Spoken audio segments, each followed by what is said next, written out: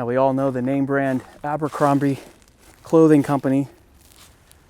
This is the Abercrombie Castle. David Abercrombie started building this in 1925, and they moved in 1928 or so. And it is a spectacular mansion, obviously in ruins, but I'm going to get in and show you what it looks like.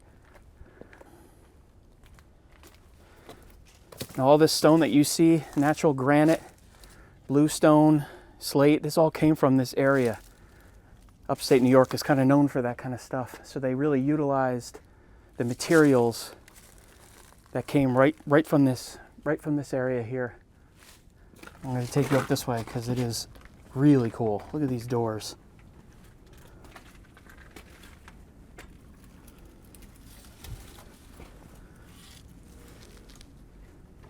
Going out into the courtyard.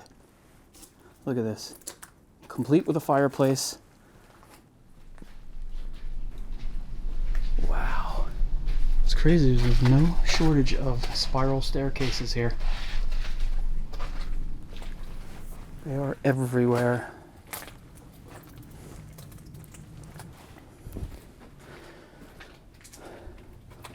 I'll take you right into the great room. Chandelier still on the ceiling there, hanging from the rafter.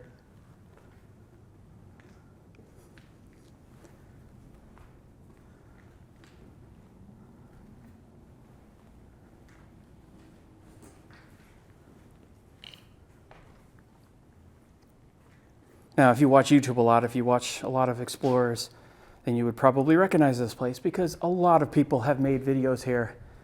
And it's just one of those places that I just never got to. But I'm here now, and I said, what the heck, I'm going to film it anyway for those who haven't seen this and touch on some of the amazing history because it's incredible. Now, people over the years have purchased this and tried to restore it.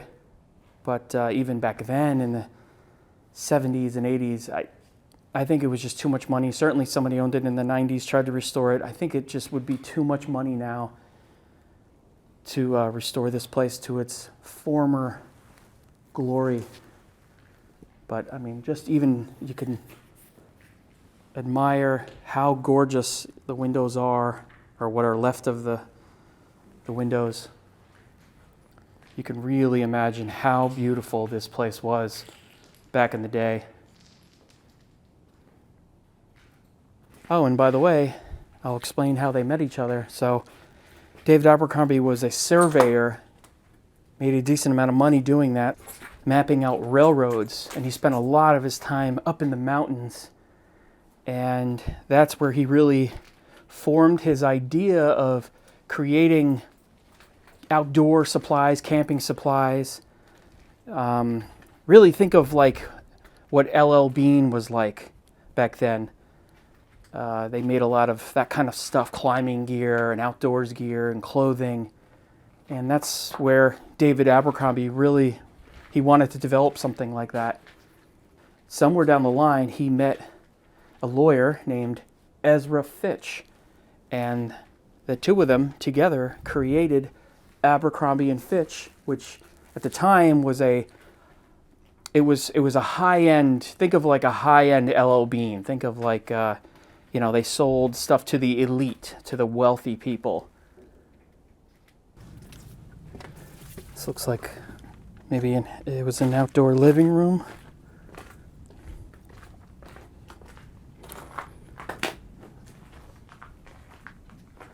Look, even has the the Christmas lights, the white lights.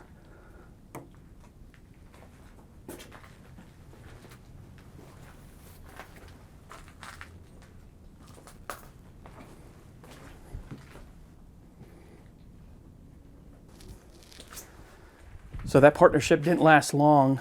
I believe in 1907, they went their separate ways.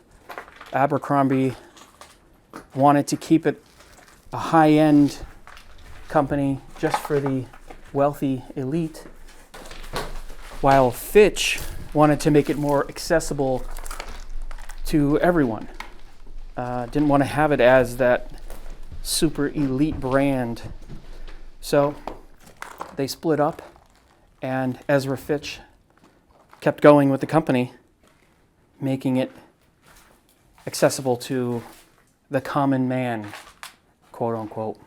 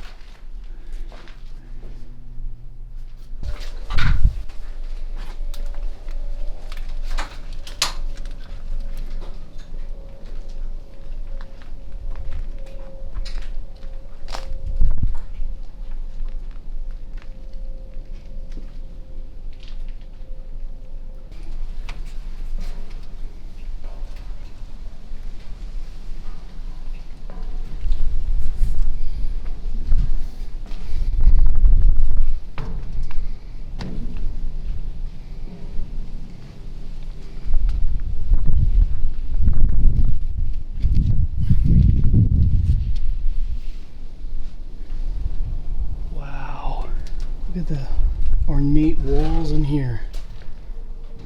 This had to have been a study or something. That is awesome.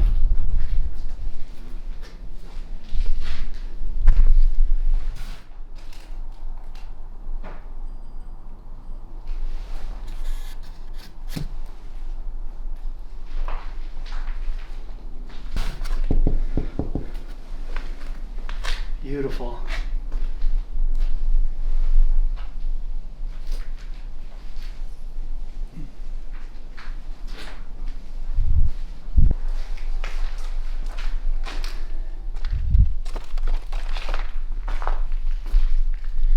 I highly doubt that these mattresses are original to this house. This place has been abandoned for a long time. People have been hanging out in here, exploring this place for many, many decades. David Abercrombie died in 1937, and his wife Lucy went to live with family in New Jersey, which one can only assume that at that point this was abandoned. And I've read that even, in the 1950s and 1960s, people were exploring and damaging this house. At one point it was owned by a paint company, and after that paint company had left the premises, vandals had gotten in and poured the paint that was left over all over the beautiful marble floors and then proceeded to set it on fire. So lots of vandalism. But think about, as a kid, being able to come in here, sneak in here at night, and you and some friends have some ghostly night of partying up here. Probably be pretty fun.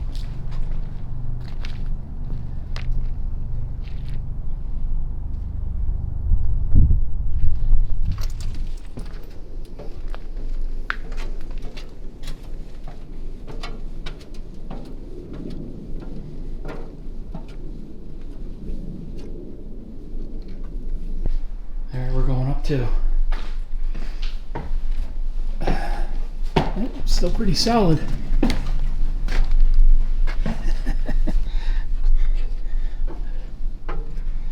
This is where you go to see the views, I'm sure. We are high.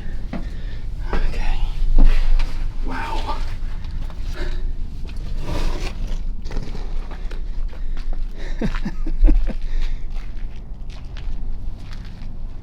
Look at this view.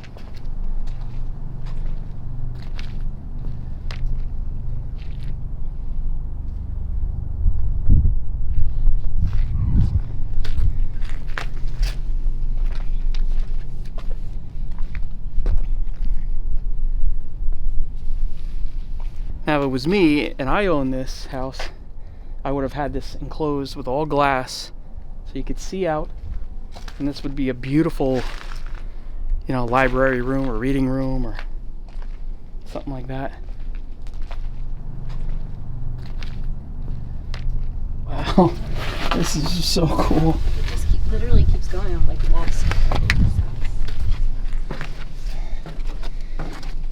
For anyone wondering, these steps are probably about maybe 18 inches wide. Very narrow. Very icy.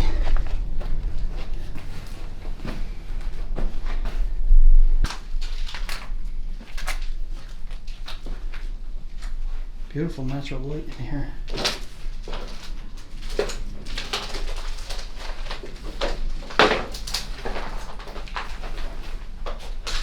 So for those who watched the video of the train restaurant that had the gross mattress in there, here's another one for you, but I'm not gonna pay $1,000 to lay on this one or sleep on this one at night, because look at the view and the privacy up here. Might be a little creepy, but this would be like $500. For $500, would you spend the night on that? No sheet, nothing. People were asking about jackets, and then like a t-shirt. Your skin has to touch that. I'd do it.